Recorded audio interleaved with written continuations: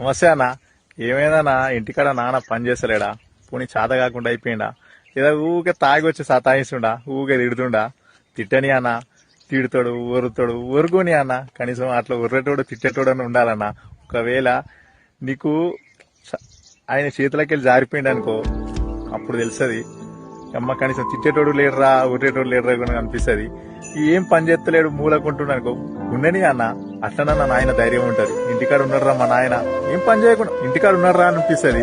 ఒకవేళ ఆయన చేతికి వెళ్ళి జారిపోయింది అనుకున్నా, ఆయన కనీసం ఉర్రనికి కానీ ఆయన గొంతు ఇంట్లోకి పోతే ఇల్లు మొత్తం నిశ్శబ్దం అయిపోతుంది అన్న. కనీసం ఆయన గొంతు కూడా వినబడదు, మనిషి కూడా కనబడదు.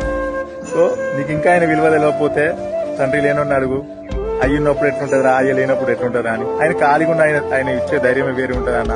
నీకు ఇంకా ఆయన విలువ తెలియకపోతే సారీ అన్న, నేనేం చేయలేను. ఇంకా నువ్వు తప్పుగా మాట్లాడుంటే సారీ అన్న.